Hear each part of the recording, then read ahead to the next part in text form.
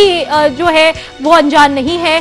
कैसे face of चल रहा है दोनों देशों की आर्मी के बीच में, जिसका जोरदार तरीके से जो जिक्र है वो हमारे प्रधानमंत्री नरेंद्र मोदी ने किया है शिखर वार्ता में, और उस पर सहमति भी जताई है चीन के राष्ट्रपति ने कि इसका जो निर्धारण है, इसके लिए जो कामकाज है, इस पर जो सहमति बनाने की प्रक्रिया है वो जल्द शुरू होगी। लेकिन वो नीयत दिखाई नहीं दी, वो उतना संतोषजनक जवाब नहीं मिला जिसकी अपेक्षा हो रही थी। चुमार सेक्टर में अभी भी वहां पर चीन की पीएलए जो है वो तैनात है और अभी भी वहां पर खाना बदोश मौजूद है। तो कहीं कोई कमी नहीं नजर आ रही है इस पूरी स्थिति में, कहीं पर भी यथास्थिति वो सब कुछ बरकरार है। आपको लगता है कि आने वाले वक्त में इस जो समस्या है इसका ये भी सुलझ जाएगी, इसका कोई हल निकल पाएगा?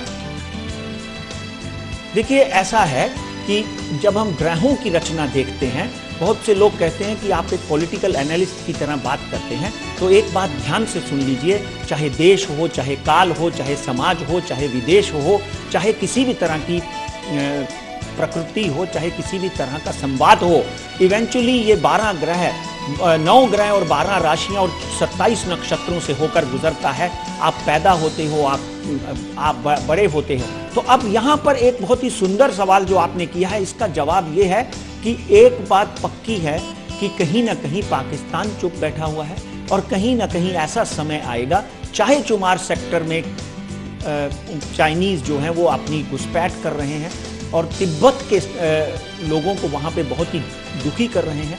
मैं ये कहता हूं कि अगर कोई भूला हुआ व्यक्ति, कोई भूला हुआ भाई या कोई गया हुआ आपका भाई जो 20 साल पहले चला गया था, वो घर में वापस आ जाता है, तो डेफिनेटली उसके समझौते में कुछ समय लगता है।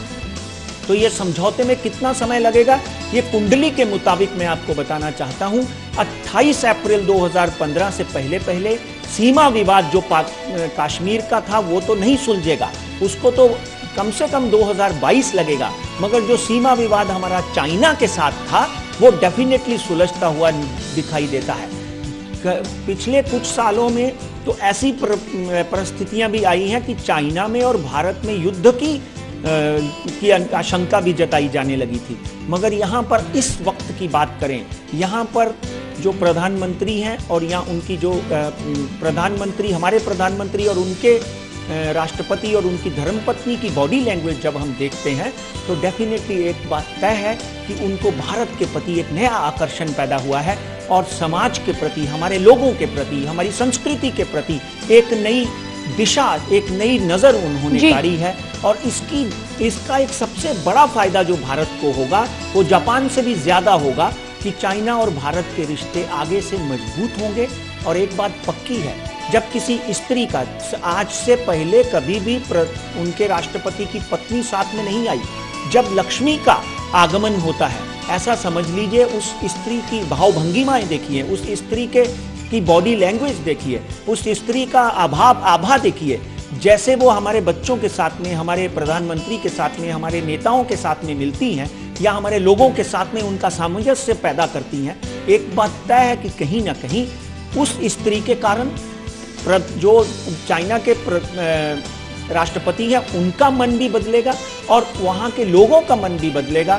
बाकी यहाँ तक वो विवाद है, उस विवाद में कहीं ना कहीं भारत को हो सकता है छोटा मोटा कॉम्प्रोमाइज करना पड़े, चाइना को थोड़ा बहुत कॉम्प्रोमाइज करना पड़े। आप ये बात समझ लीजिए कि बहुत सालों से चली आ रही कैलाश मानसरोवर की यात्रा जो इतनी कठिन हुआ करती थी, वो कल सुलझ गई।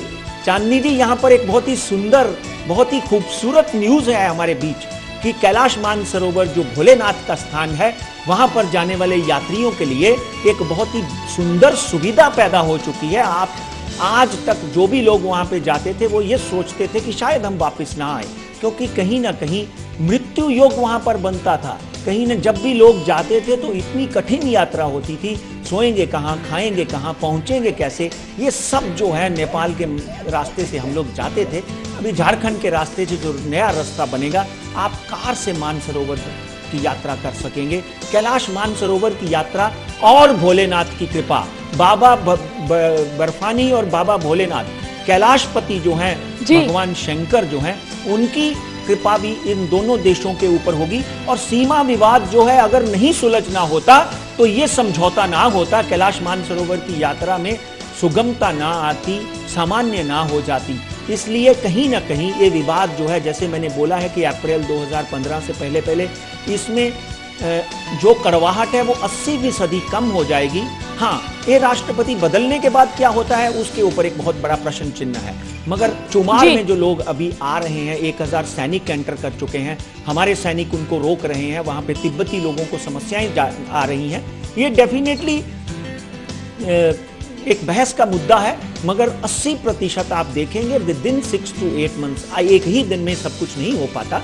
16 समझौते हुए हैं, तो ये समझौता शुरू हुआ है कैलाश मानसरोवर के थ्रू, और ये समझौता अगले 6 महीनों से साल भर में ये भी हो जाएगा। इसका भी निवारण मुझे कुंडली में दिखाई देता है, बल्कि कुंडली में मुझे कश्मीर का निवारण दिखाई नहीं देता जी। इसलिए उनके ऊपर सवाल उठाने, बिल्कुल सवाल उठाने जो है वो जायज नहीं है।